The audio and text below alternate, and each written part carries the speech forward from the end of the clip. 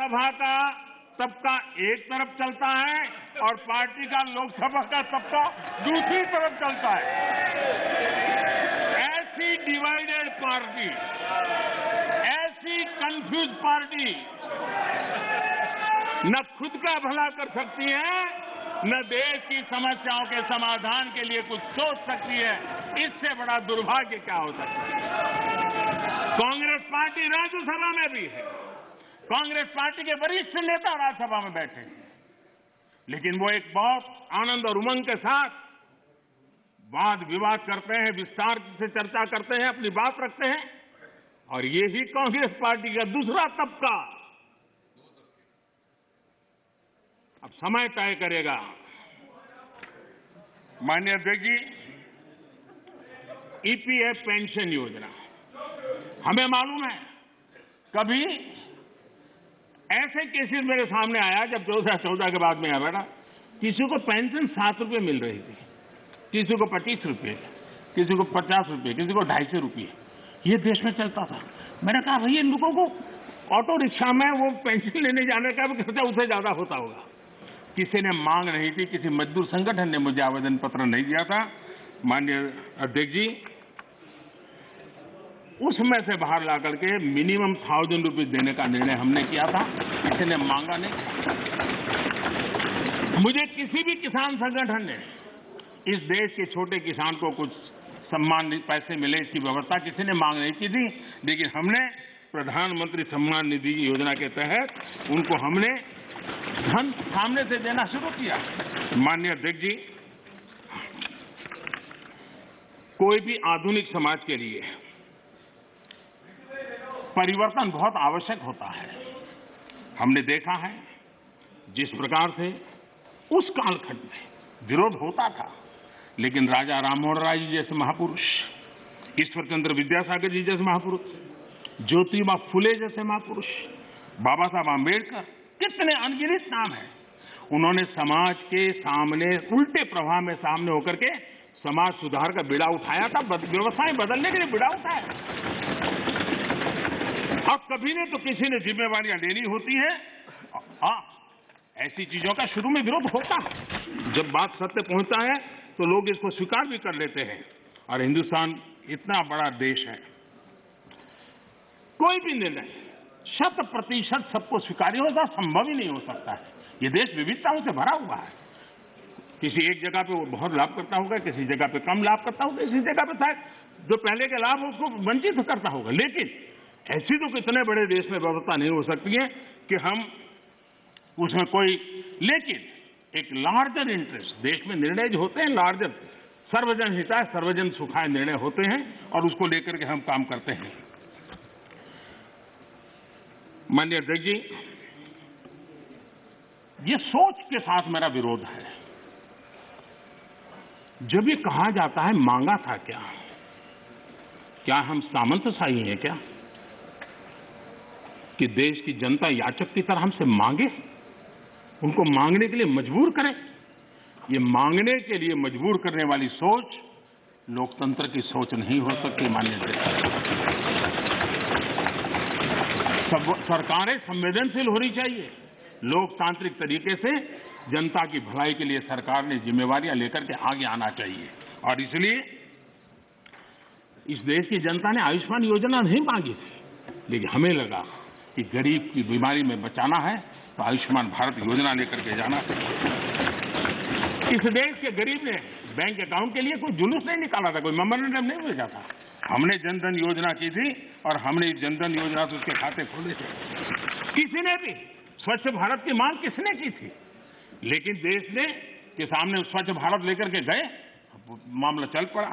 कहां लोगों ने कहा था मेरे घर में शौचालय बनाओ, किसी ने मांगा नहीं था, लेकिन हमने 10 करोड़ घरों में शौचालय बनाने का काम किया। मांगा जाए तभी सरकार काम करे, वो वक्त चला गया। ये लोकतंत्र है, ये सामंतशाही नहीं है। हम लोगों ने लोगों की संवेदनाओं को समझ करके हमने सामने से देना चाहिए। नागरिकों को याचक बना करके हम नागरिकों का आत्मविश्वास नहीं बढ़ा सकते हैं। हमने नागरिकों को अधिकार देने के दिशा में आगे बढ़ते रहना चाहिए। नागरिक को याचक बनाने से नागरिक का आत्मविश्वास खत्म हो जाता है। नागरिक का सामर्थ्य पैदा करने के लिए, उसका आत्मविश्वास पैदा करने के लिए हमारे कदम होने चाहिए और हमने इस दिशा में कदम उठाए हैं।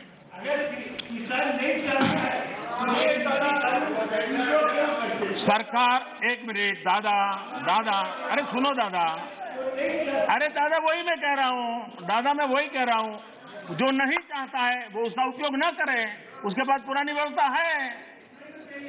यही आप बुद्धिमान लोगों को इतना ही छोटा मुझे समझाना है कि उसको नहीं चाहिए तो पुरानी व्यवस्था है, पुरानी व्यवस्था चली नहीं गई है।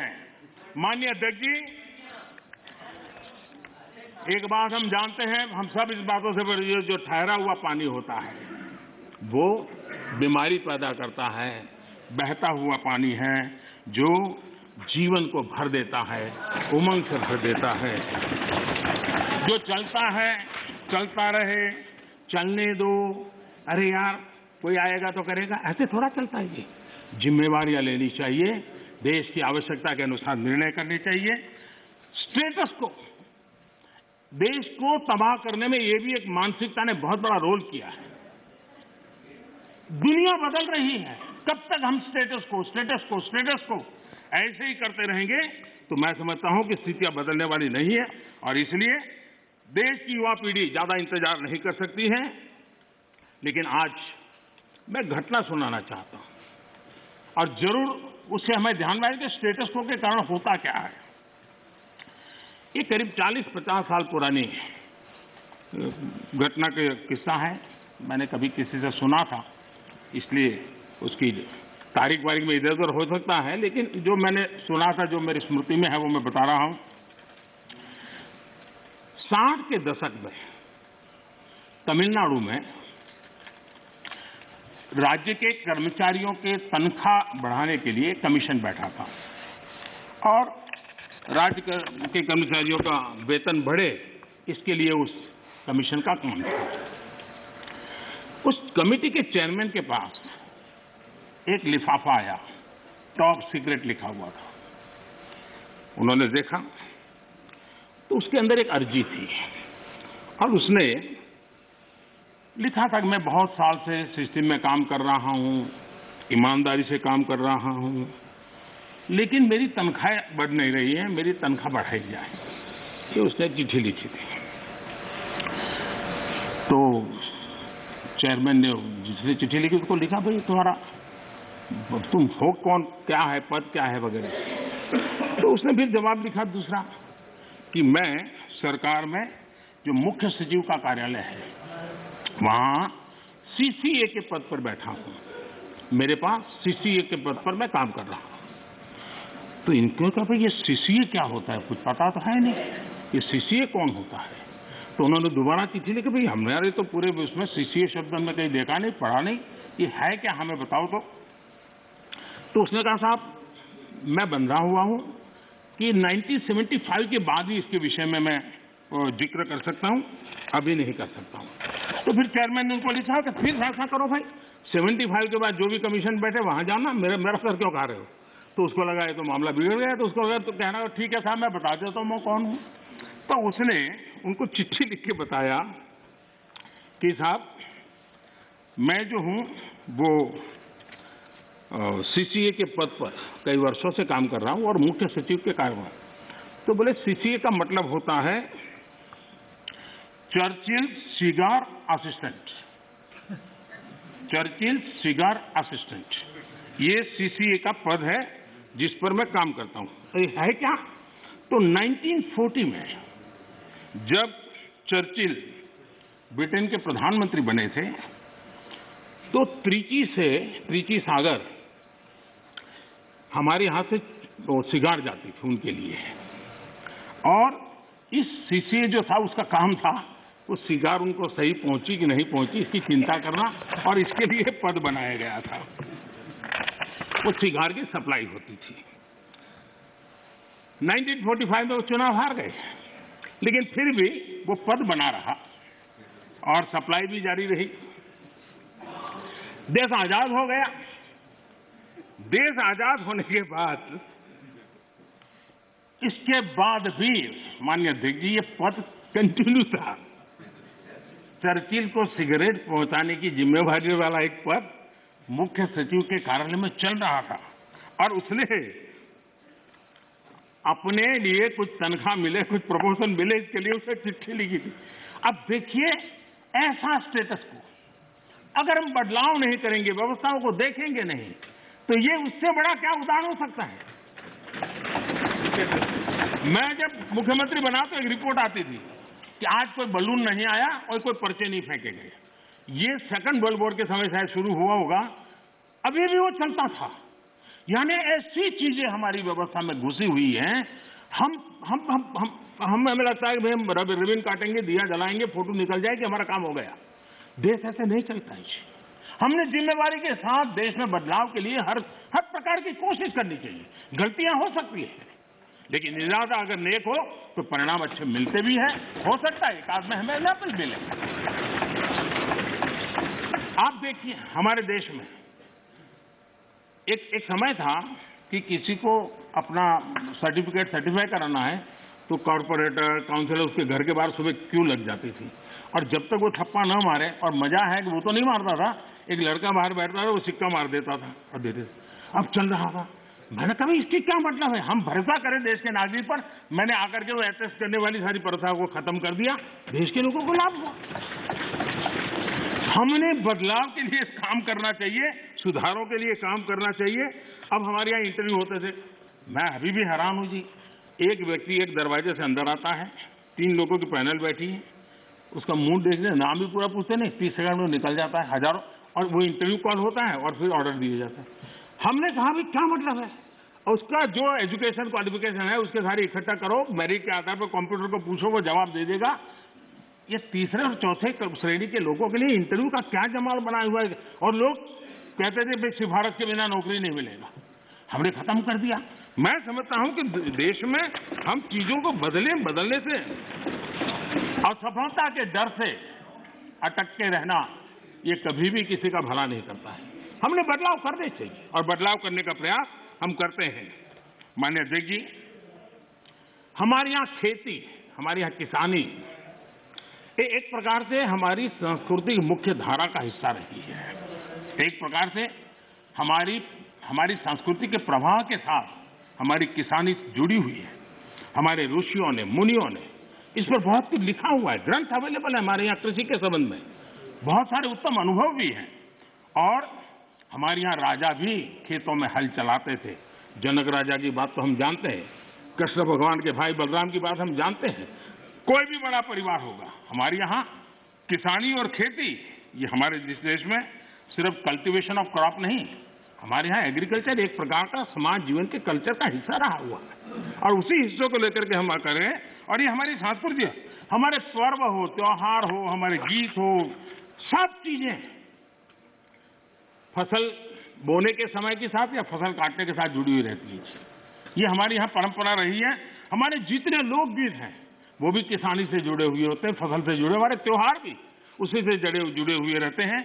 और इसलिए, और हमारे देश की विशेषता देखिए, हमारे यहाँ किसी को आशीर्वाद देते हैं, शुभकामना देते हैं, तो उसके साथ धन धान्य शब्द उपयोग करते हैं। धन धान्य, धन और धान्य को हमारे यहाँ अलग नहीं करते हैं।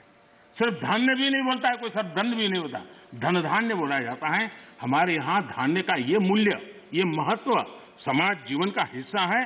और जो स्थितियां बदली हैं, तो हमने भी उसको फिर से एक पटरी पर लाने के लिए प्रयास करने की आवश्यकता है। राज्यसभा के अंदर मैंने विस्तार से छोटे किसानों के संबंध में बात कही है, और देश का 80-85% वर्ग, इसको हम उपेक्षित रख करके देश का भला नहीं कर सकते हैं।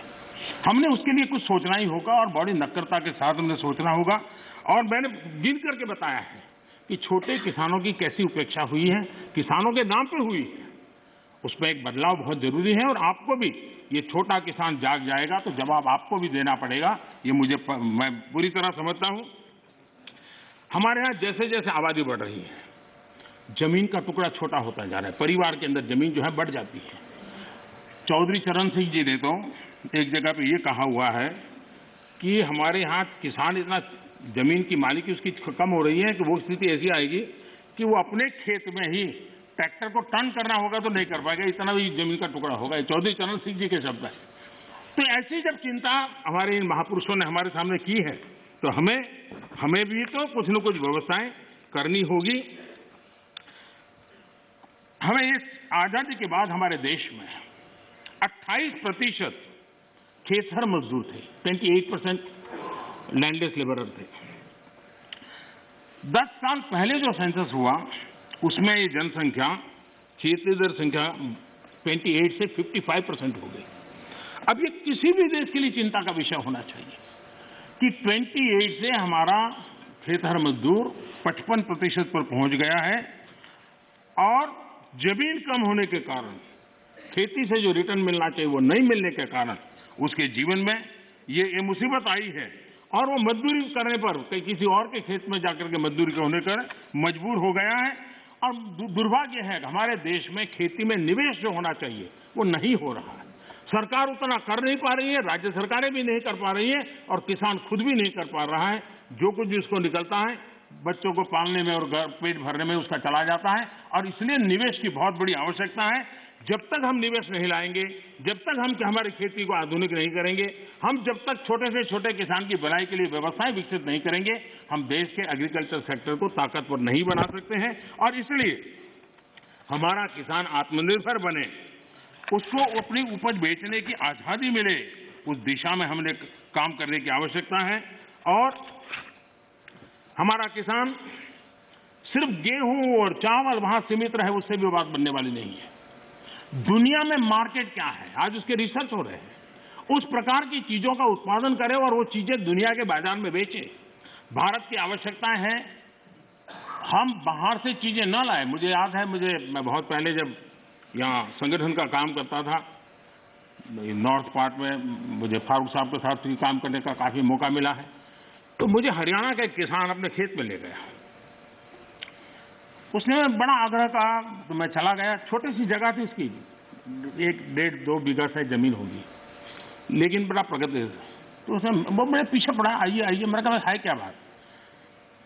वे बोले एक बार आइए तो देखिए। तो मैं गया उसके यहाँ, करीब 30-40 साल पहले की बात है, 30 साल हो गए। उन्होंने क्या किया, दिल्ली के 5 स्टार होटल्स में जो चीजें सब्जियां वगैरह विदेशों से लाते थे, उसने उसका स्टडी किया। अगर उनको छोटे कॉर्न चाहिए, उनको छोटे टमाटर चाहिए, और उसने अपनी उस छोटी सी जगह में और रिस्ट्रिक्टेड वातावरण के अंदर लोगों की मदद लेके वो फसल पाया। और मजा है कि दिल्ली 5 स्टार के होटलों में उसका माल जाना शुरू हो गया। हमारे देश में थोड़ा सा बदलाव करें हम। अब हमने कभी सोचा है स्ट्रॉबेरी हम बाय एंड लार्ज मानते हैं कि वो ये ठंडे प्रदेशों का है। मैं देख रहा हूं जी कच्छ के रेगिस्तान में स्ट्रॉबेरी हो रही है। मैं देख रहा हूं जी मध्य प्रदेश के अंदर, उत्तर प्रदेश के अंदर, वहां स्ट्रॉबेरी हो रही है। बुंदेलखंड में जहां पानी की दिक्कत है। इसका मतलब ये हुआ कि हमारे यहाँ संभावनाएं हैं। हमारे किसान को गाइड करके हम नई नई चीजों पे ले जाएंगे। मैं जरूर मानता हूं कि हमारा देश का किसान आगे आएगा, लेकिन उसको ये ठीक है, उसका अनुभव ऐसा है कि उसको हिम्मत देनी पड़ती है, उसका हाथ पकड़ना पड़ता है, उसको हाथ लेकर के चलना पड़ता है। अगर वो चल पड़ता है तो कमाल करके दिखाता है। उसी प्रकार से कृषि के अंदर जितने नए रास्ते निवेश बढ़ेगा, मैं मानता हूं रोजगार के अवसर भी बढ़ने वाले हैं, और दुनिया में एक हमें नया मार्केट मिल सकता है। हमारे यहाँ ग्रामीण अर्थव्यवस्था में सुधारने के लिए एग्रो बीज इंडस्ट्री की संभावनाएं भी बढ़ेगी, और इसलिए हमें इस पूरे क्षेत्र को आत्मनिर्भर बनाने की दिशा में हमने जरूर काम करना चाहिए। कई विपरीत परिस्थितियों में भी हमारे किसान ने रिकॉर्ड उत्पादन किया है। कोरोना काल में भी रिकॉर्ड उत्पादन किया है। ये हम सब की जिम्मेदारी है कि हमारे किसान की जो परेशानियां हैं वो कम हो। उनके सामने जो चुनौतियां हैं वो चुनौतियां कम करने के लिए हम कुछ कदम उठाएं, और इन कृषि सुधारों से हम उस दिशा में कुछ न कुछ करने का प्रयास कर रहे हैं। किसानों को एक बराबरी का प्लेटफॉर्म दे पाए, हम आधुनिक टेक्नोलॉजी दे पाए, उनके अंदर एक नया आत्मविश्वास भर पाए, उस दिशा में सकारात्मक सोच की बहुत आवश्यकता है। पुरानी सोच, पुराने मानदंड अब किसानी का भला कर पाते तो बहुत पहले कर पाते।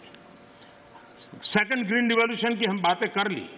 हम एक नए तौर तरीके लिए आगे बढ़ने की और सबको चिंतन करें। राजनीति का विषय नहीं होना चाहिए, ये देश की भलाई के लिए बहुत आवश्यक है। मिल बैठ करके उसको हमने सोचना चाहिए।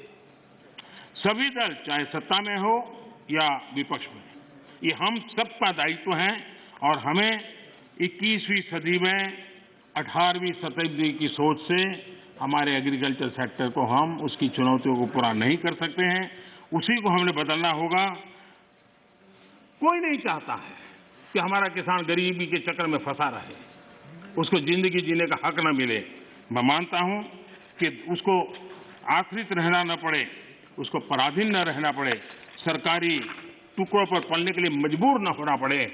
ये जिम्मेवारी भी हम सबकी है और उस जिम्मेवारी को निभाना, हमारे अन्नदाता समृद्ध हो, हमारा अन्नदाता कुछ न कुछ और ज्यादा देश के लिए कर सकें, उसके लिए अगर हम अवसर देंगे तो बहुत सारी। सरदार वल्लभ भाई पटेल एक बात कहते थे, वो कहते थे स्वतंत्रता प्राप्ति के बाद भी यदि परतंत्रता की दुर्गंध आती रहे तो स्वतंत्रता की सुगंध नहीं फैल सकती। जब तक हमारे छोटे किसान को नए अधिकार नहीं मिलते तब तक पूर्ण आजादी की उनकी बात अधूरी रहेगी और इसलिए बड़ा बदलाव कर करके हमको हमारे इन किसानों को एक लंबी यात्रा के लिए तैयार करना होगा और हम सबको मिलकर के करना होगा। गलत कुछ करने के इरादे से जब नहीं होना चाहिए, अच्छा करने के इरादे से होना चाहिए, किसी की भलाई करने के लिए होना चाहिए। हमारी सरकार ने छोटे किसानों के लिए हर कदम को आप देखेंगे तो छोटे किसानों को हमने बीज से लेकर के बाजार तक पिछले 6 वर्षों में अनेक ऐसे इंटरवेंशन किए हैं जो छोटे किसान की मदद कर सकते हैं, छोटा किसान का लाभ सकते हैं। अब जैसे डेयरी सेक्टर और कोऑपरेटिव सेक्टर सशक्त भी हैं और उसका एक मजबूत वैल्यू चेन भी बना है और सरकार की दखल कम से कम है, फिर भी वो अपने मजबूती पर आया है। हम धीरे धीरे फल फूल सब्जी की तरफ बल दे सकते हैं और उसके बाद धान्य की तरफ दे सकते हैं। हम बहुत ताकतवर बना सकते हैं। हमारे पास मॉडल है, सफल मॉडल है। उन सफल मॉडल का हमने प्रयोग करना चाहिए। हमने उनको वैकल्पिक बाजार देना चाहिए। दूसरा एक महत्वपूर्ण काम जो हमने किया है 10,000 फार्मर्स प्रोड्यूसर ऑर्गेनाइजेशन, ये किसानों के लिए, छोटे किसानों के लिए एक बहुत बड़ी ताकत के रूप में उभरने वाले हैं। और जहां जहां महाराष्ट्र में विशेष प्रयोग हुआ है एफपीओ बनाने का, कई और राज्यों ने भी, केरल में भी कम्युनिस्ट पार्टी के लोग काफी मात्रा में एफपीओ बनाने काम में लगे हुए हैं। लेकिन इसके कारण किसान अपना बाजार ढूंढने के लिए एक सामूहिक शक्ति के रूप में उभरेगा। ये 10,000 एफपीओ बनने के बाद आप देखना कि गांव के अंदर किसान छोटे हैं, उसको बाजार की ताकत किसान डिक्टेट करेगा, वो बन जाएगी और किसान ताकतवर बनेगा, ये मेरा पूरा विश्वास है। इन एफपीओ के माध्यम से बैंक से पैसा भी मिल सकता है, वो छोटे छोटे भंडारण की व्यवस्था कर सकता है। अगर वो थोड़ी ताकत ज्यादा इकट्ठी करे तो छोटे छोटे कोल्ड स्टोरेज भी बना सकता है। और हमने 1 लाख करोड़ रुपया एग्रीकल्चर के इंफ्रास्ट्रक्चर के लिए भी तय किया है और उसको हम स्वयं सहायता जूथ सेल्फ हेल्प ग्रुप, इन सेल्फ हेल्प ग्रुप में भी करीब 7 करोड़ बहनें जुटी। गांव की बहनें अल्टीमेटली वो किसान की ही बेटियां होती हैं, किसी न किसी खेती से जुड़े हुए परिवार की बेटियां होती हैं और वे भी आज नेटवर्क किसानों की भलाई में काम आ रहा है। वो इकोनॉमिक एक्टिविटी का सेंटर बनते जा रहे हैं और इनके द्वारा भी, मुझे याद है गुजरात में वलसाड जिले में आदिवासियों के पास जमीन भी काफी ऊपर नीचे है, अनइवन लैंड है और बहुत छोटी जमीन है। हमने एक बाड़ी प्रोजेक्ट किया था और अब्दुल कलाम जी एक दिन अपना जन्मदिन वहां मनाने के लिए आए थे। उन्होंने कहा मुझे कोई प्रोटोकॉल नहीं चाहिए, मैं इन किसानों के साथ रहना चाहता हूं। बड़ा सक्सेसफुल प्रयोग था। महिलाएं काफी काम करती थी आदिवासी बेल्ट के अंदर और मशरूम, काजू वो गोवा की बराबरी का काजू पैदा करने लग गए थे और उन्होंने मार्केट प्राप्त किया था। छोटे किसान थे, छोटी जगह थी, लेकिन प्रयत्न किया तो परिणाम मिला और अब्दुल कलाम जी ने इसके विषय में लिखा भी है, उन्होंने आकर के देखा था। तो मैं कहता हूं कि हमने नए प्रयासों की दिशा में जाना चाहिए। अब हम देखिए दाल की हमारे यहाँ कठिनाई थी। मैंने 2014 में आके किसानों के सामने रिक्वेस्ट की, उन्होंने देश के अंदर दाल की कठिनाइयों से हमें मुक्त कर दिया और उनको बाजार भी मिल गया, और मैं देख रहा हूं कि आजकल ऑनलाइन ऑफलाइन इनाम के द्वारा भी गांव का किसान भी अपना माल बेच रहा है। हमने किसान रेल का एक प्रयोग किया इस कोरोना कालखंड का उपयोग करते हुए, और ये किसान रेल और किसान उड़ान ये भी अपने आप में बड़े बाजारों तक छोटे किसानों पहुंचाने का एक बहुत बड़ा मदद मिली है। एक प्रकार से ये ट्रेन जो है चलता फिरता कोल्ड स्टोरेज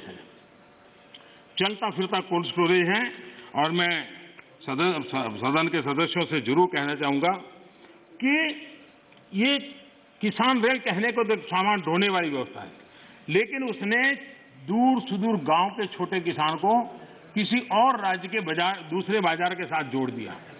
अब देखिए, नासिक से किसान मुजफ्फरनगर के व्यापारी से जुड़ा और क्या भेजा, उसकी ताकत बड़ी नहीं थी, 30 किलो अनार, 30 केजी अनार, ये उसने वहां से ये किसान रेल से भेजा, और खर्चा कितना हुआ, 124 रुपीज।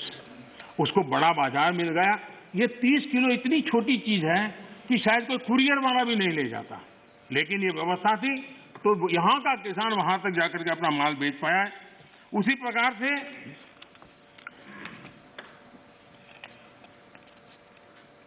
जो भी उसको सुविधा मिलती है, वो चाहे अंडे, मैंने देखा है कि एक अंडे किसी ने भेजे और अंडे भी उसको करीब 60 रुपया खर्चा हुआ भेजने का, और उसके अंडे पहुंच गए, समय पर पहुंच गए, उसका माल बिक गया। देवलाली का एक किसान 7 केजी उसकी कीवी, उसको उसने दानापुर भेजी, भेजने का खर्चा 62 रुपीज हुआ, लेकिन उसको 7 किलो की कीवी का अच्छा बाजार मिला और दूसरे राज्य से जाकर के मिला। किसान रेल लगती छोटी बात है, लेकिन कितना बड़ा परिवर्तन कर सकती है, इसका हम नमूना देखते हैं। माननीय अध्यक्ष जी, चौधरी चरण सिंह जी ने एक किताब लिखी है, भारत की अर्थनीति।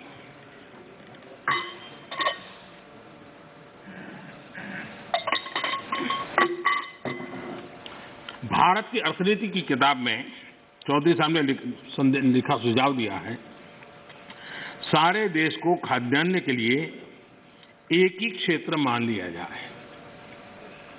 दूसरे शब्दों में, देश के एक भाग से दूसरे भाग में लाने जाने के पर कोई प्रतिबंध न हो। ये चौधरी चरण सिंह जी की किताब का कोट है।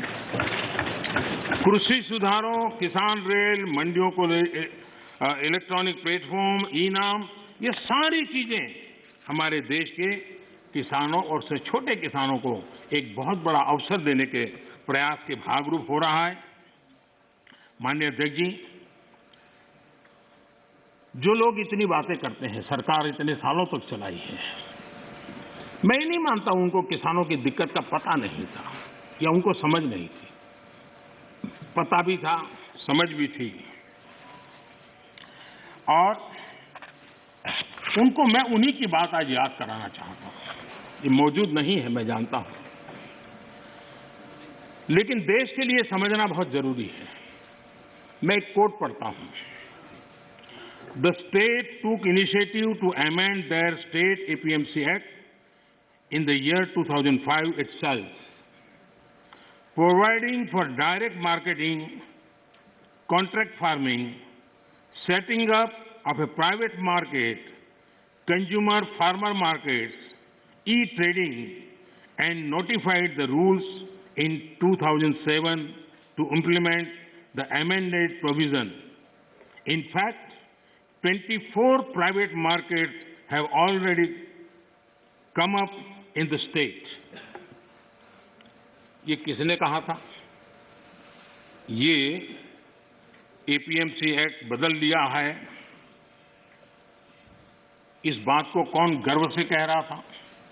24 ऐसे बाजार बन चुके हैं, इसका गौरव कौन कर रहा था? डॉक्टर मनमोहन सिंह जी की सरकार के कृषि मंत्री श्रीमान शरद पवार जी गर्व की बात कर रहे हैं। ये उनका कोर्ट में कह रहा हूं। अब आज एकदम से उल्टी बात कर रहे हैं, और इसलिए शक होता है कि आखिरकार आप किसानों को भ्रमित करने के लिए रास्ता क्यों चुना है।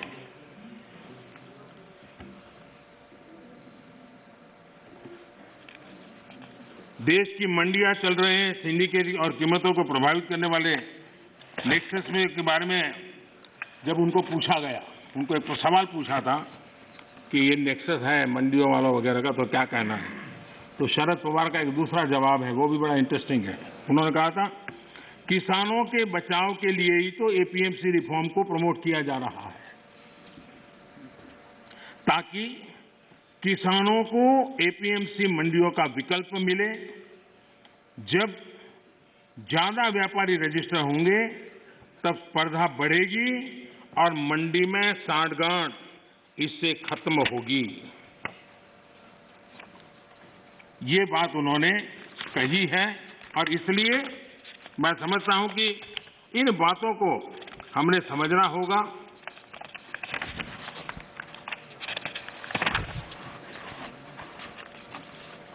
जहां इनकी सरकारें हैं अलग अलग, जो सामने बैठे हुए मित्रों की, उन्होंने भी कम अधिक मात्रा में इस कृषि क्षेत्र में रिफॉर्म करने का प्रयास किया भी है।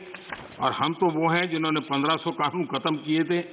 हम प्रोग्रेसिव पॉलिटिक्स में विश्वास करते हैं, हम रिग्रेसिव पॉलिटिक्स में जाना नहीं चाहते हैं।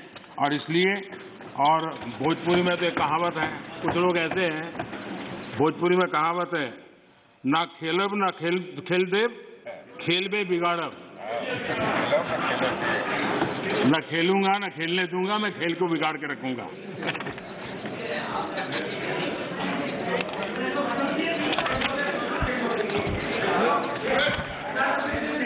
माननीय अध्यक्ष जी,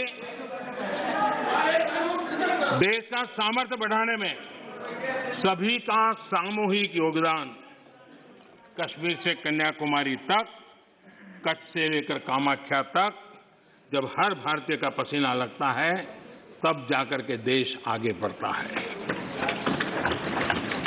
मैं कांग्रेस के साथियों को याद दिलाना चाहता हूं कि देश के लिए पब्लिक सेक्टर जरूरी है,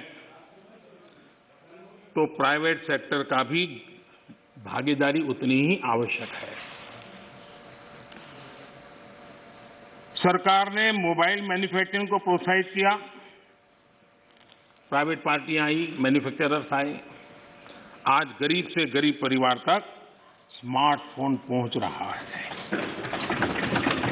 टेलीकॉम में स्पर्धा को प्रोत्साहित किया गया, तो मोबाइल पर बात करना करीब करीब जीरो हो गया और डेटा भी दुनिया में सबसे सस्ता आज हिंदुस्तान में है।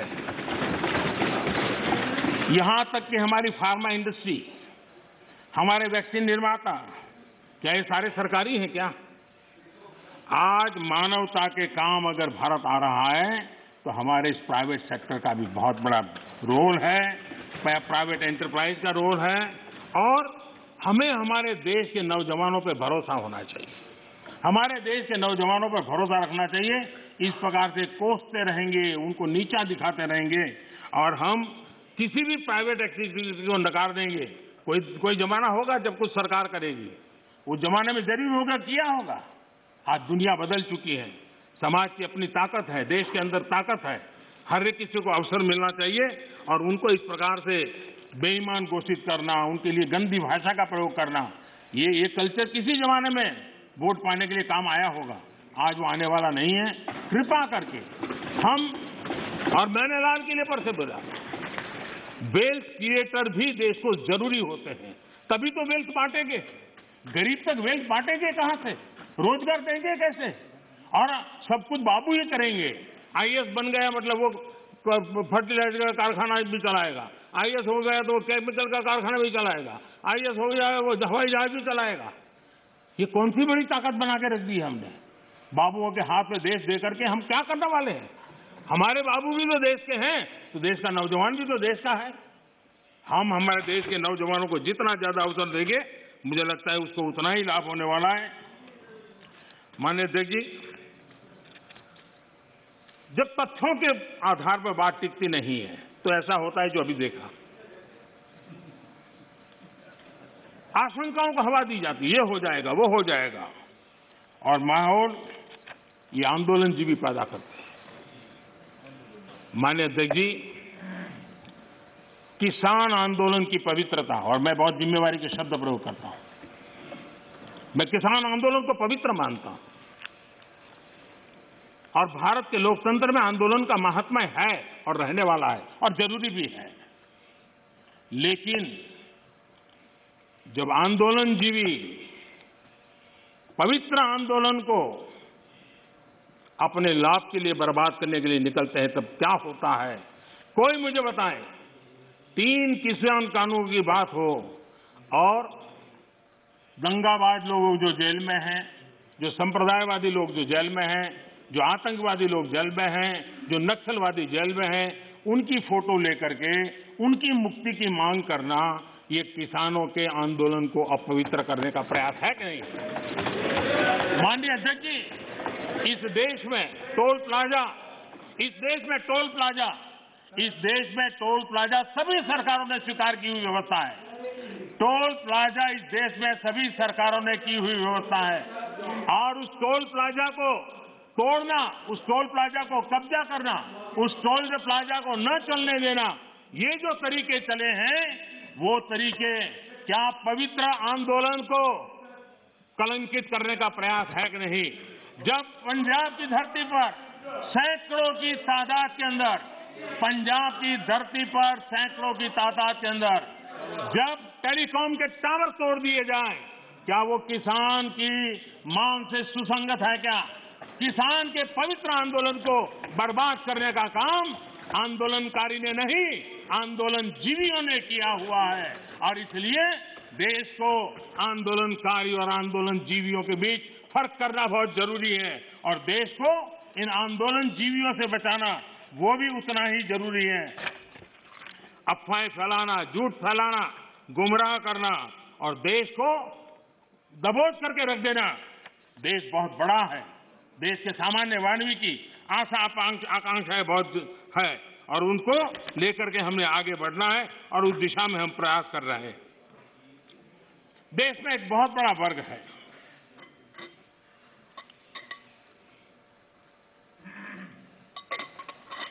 ये वर्ग, उनकी एक पहचान है टॉकिंग द राइट थिंग्स, यानी हमेशा सही बात बोलना। सही बात कहने में कोई बुराई भी नहीं है, लेकिन इस वर्ग के ऐसे लोगों से नफरत चीड़ है जो डूइंग द राइट थिंग्स पर चलते हैं। ये फर्क समझने जैसा है। टॉकिंग द राइट थिंग, इसकी वकालत करने वाले जब डूइंग द राइट थिंग की बात आती है तो उसी के सामने खड़े हो जाते हैं। ये चीजों को सिर्फ बोलने में विश्वास करते हैं, अच्छा करने में उनका भरोसा ही नहीं है। जो लोग इलेक्टोरल रिफॉर्म की बात करते हैं, 1 नेशन 1 इलेक्शन, उसकी जब बात आती है तो विरोध में खड़े हो जाते हैं। यही लोग जब जेंडर जस्टिस की बात आती है तो बढ़ चढ़ करके बोलते हैं, लेकिन अगर ट्रिपल तलाक खत्म करने की बात करते हैं तो विरोध में खड़े हो जाते हैं।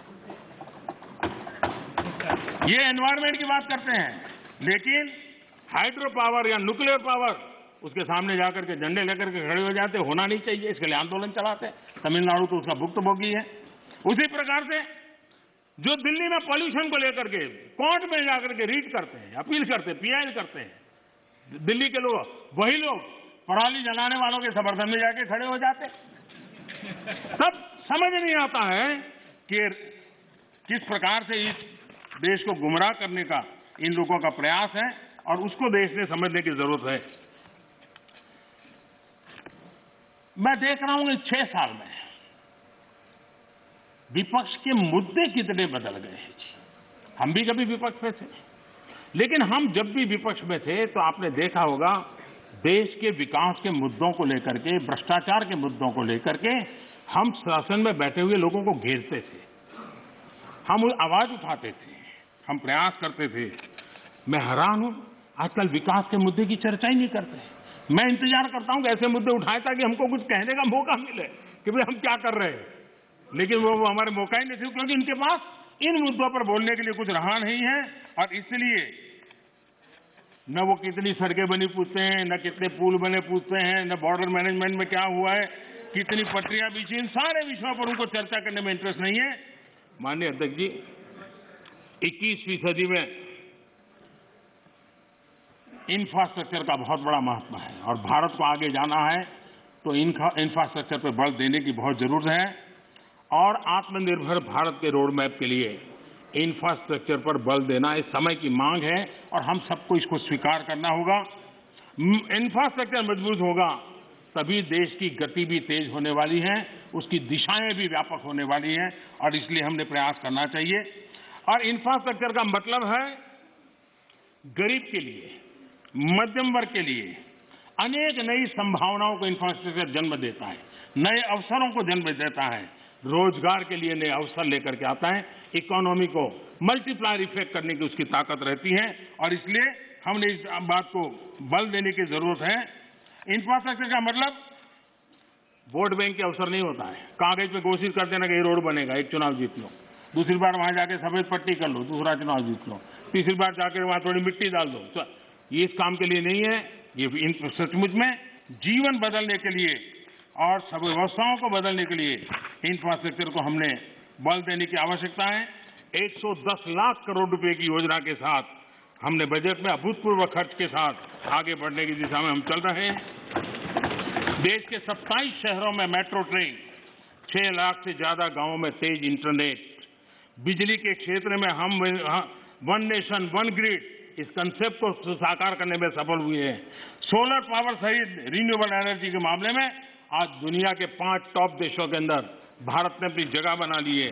दुनिया के सबसे बड़े सोलर और विंड की हाइब्रिड पार्क आज भारत में दुनिया का सबसे बड़ा बन रहा है।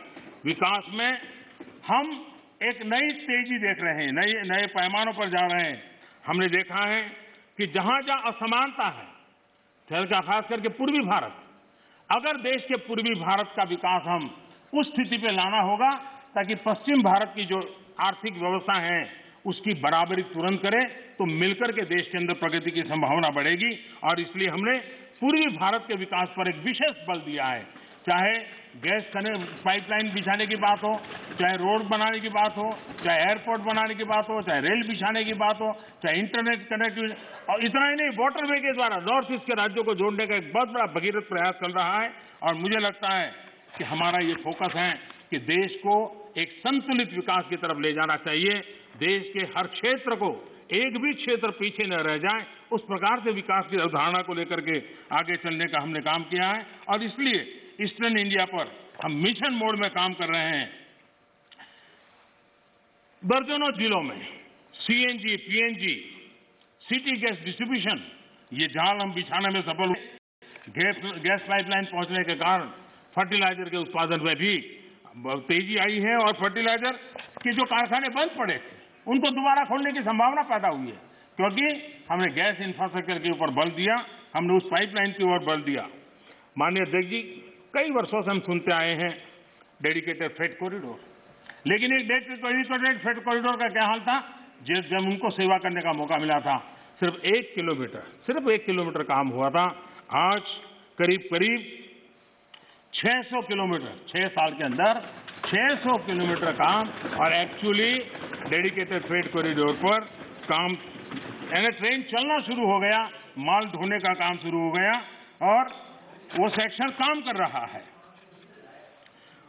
यूपीए के समय बॉर्डर इंफ्रास्ट्रक्चर, किसी भी देश की रक्षा के लिए बॉर्डर इंफ्रास्ट्रक्चर बहुत महत्व रखता है, लेकिन उसके प्रति इतनी उदासीनता की गई, इतनी लापरवाहियां की गई है। देश के अंदर उन विषयों की हम पब्लिकली चर्चा कर नहीं सकते क्योंकि देश के सिक्योरिटी की दृष्टि से अच्छा नहीं है, लेकिन ये चिंता का विषय है कि हमने, क्योंकि वहां लोग नहीं है, वोट नहीं है, जरूरत नहीं लगी, फौजी आदमी जब जाएगा देखा जाएगा क्या होने वाला है, इसी सोच का परिणाम था। और इतना ही नहीं, एक बार तो एक रक्षा मंत्री ने पार्लियामेंट में कह दिया था कि हम इसलिए इंफ्रास्ट्रक्चर नहीं करते हैं बॉर्डर पे ताकि कहीं दुश्मन देश उस इंफ्रास्ट्रक्चर का उपयोग न कर ले। कमाल के हो इस सोचे, इसको बदल करके हमने आज करीब करीब जो अपेक्षाएं और आयोजन था उसका एक बहुत एक हिस्सा बॉर्डर के ऊपर इंफ्रास्ट्रक्चर की दिशा में हमने पूर्ण किया है। LAC पर ब्रिजेज, आज मेरा अंदाज है करीब 75 के करीब ब्रिज ऑलरेडी वहां काम चल रहा है तेजी से, और इसलिए कई सैकड़ों किलोमीटर हमने रोड बनाए हैं। और मैं चाहता हूं कि जो काम हमारे सामने था करीब करीब 75% तो हमने उसको पूरा भी कर लिया है, और हम आगे भी इस काम को जारी रखेंगे। इंफ्रास्ट्रक्चर के अलग अलग क्षेत्र होते हैं, उसी प्रकार से आप देखिए अटल टनल हिमाचल प्रदेश में, उसका हाल क्या था। अटल जी के समय जिसकी कल्पना की गई, अटल जी के जाने बाद किसी न किसी फाइलों में वो लटका रहा, अटका रहा। एक बार छोटा सा काम हुआ, फिर अटक गया। ऐसे ही करते करते चला गया। पिछले 6 साल के अंदर इसके पीछे हम लगे, और आज अटल टनल काम कर रही है। देश की फौज भी आराम से वहां से मूव कर रही है, देश के नागरिक भी मूव कर रहे हैं। जो रास्ते 6-6 महीने तक जो इलाके बंद होते थे वो आज काम करने लगे हैं, और अटल टनल काम कर रही है। उसी प्रकार से मैं ये बात साफ करना चाहूंगा कि जब भी देश के सामने कोई चुनौती आती है, ये देश का सामर्थ्य है, हमारे देश के सुरक्षा बलों का सामर्थ्य है। देश को कभी नीचा देखना पड़े ऐसी स्थिति हमारे फौज के जवान कभी कर ही नहीं होने नहीं देंगे, करने नहीं देंगे, मेरा पूरा विश्वास है। आज उनके जिम्मे जो भी जिम्मेवारी, जहां भी जिम्मेवारी मिली है, बखूबी निभा रहे हैं। प्राकृतिक विपरीत परिस्थितियों के बीच में भी बहुत मुस्तैदी के साथ निभा रहे हैं, और हमें हमारे देश की सेना पे गर्व है, हमारे वीरों पर गर्व है, उनके सामर्थ्य पर हमें गर्व है। और देश हिम्मत के साथ अपने फैसले भी करता है, और हम उसको आगे भी ले जा रहे हैं। मैंने कभी एक गजल सुना था, ज्यादा तो मुझे इसमें रुचि नहीं है, मुझे ज्यादा आता भी नहीं है, लेकिन उसमें लिखा था, मैं जिसे ओढ़ता बिछाता हूं, मैं जिसे ओढ़ता बिछाता हूं, वो गजल आपको सुनाता हूं। मुझे लगता है ये जो साथी चले गए, वो जिन चीजों के अंदर जीते हैं, पलते हैं, वो वही सुनाते रहते हैं जो उनके कालखंड में उन्होंने देखा है, जो उनके कालखंड में उन्होंने किया है, उसी को वो कहते रहते हैं। और इसलिए मैं समझता हूं कि हमें अब चलना ही होगा, हमें बड़ी हिम्मत के साथ आगे बढ़ना ही होगा। और मैंने कहा, पोस्ट कोरोना एक नया वर्ल्ड ऑर्डर जब हमारे सामने आ रहा है, तो भारत ने कुछ नहीं बदलेगा कि मानसिकता छोड़ देनी होगी। ये तो चलता है, चलता रहेगा, मानसिकता छोड़ देनी पड़ेगी। 130 करोड़ देशवासियों का सामर्थ्य लेकर चल। प्रॉब्लम होंगे, अगर मिलियंस ऑफ प्रॉब्लम है तो बिलियंस ऑफ सॉल्यूशन भी है। ये देश ताकतवर है, और इसलिए हमने हमारी संवैधानिक व्यवस्थाओं पर विश्वास रखते हुए हमने आगे बढ़ना होगा। और मुझे विश्वास है कि हम इस बातों को लेकर के आगे चलेंगे। ये बात सही है कि मिडिल मैन कल्चर खत्म हुआ है, लेकिन देश का मिडिल क्लास जो है उसकी भलाई के लिए बहुत तेजी से काम हो रहे हैं, जिसके कारण देश को आगे बढ़ाने में अब जो मिडिल क्लास का बल्क है वो बहुत बड़ी भूमिका अदा करने वाला है। और उसके लिए आवश्यक जो भी कानूनी व्यवस्थाएं करनी पड़ी, वो कानूनी व्यवस्था भी हमने की है। माननीय अध्यक्ष जी, एक प्रकार से विश्वास के साथ एक प्रगति के वातावरण में देश को आगे ले जाने का निरंतर प्रयास चल रहा है। मैं राष्ट्रपति जी का हृदय से आभारी हूं कि अनेक विषयों पर उन्होंने स्पर्श किया है। जिनका राजनीतिक एजेंडा है वो उनको मुबारक। हम देश के एजेंडा को लेकर के चलते हैं, देश के एजेंडा को लेकर के चलते रहेंगे। मैं फिर एक बार देश के किसानों से आग्रह करूंगा कि आइए टेबल पर बैठ करके मिल करके समस्याओं का समाधान करें। इसी अपेक्षा से राष्ट्रपति जी के भाषण को राष्ट्रपति जी का धन्यवाद करते हुए मैं अपनी वाणी को विराम देता हूं। बहुत बहुत धन्यवाद। धन्यवाद। प्रस्ताव पर अनेक माननीय सदस्यों ने नो क्लेरिफिकेशन, इसमें क्लेरिफिकेशन नहीं होता है। आप सीनियर मेंबर पार्लियामेंट है, इसमें क्लेरिफिकेशन नहीं होता है। धन्यवाद प्रस्ताव पर अनेक माननीय सदस्यों ने संशोधन प्रस्तुत किए हैं।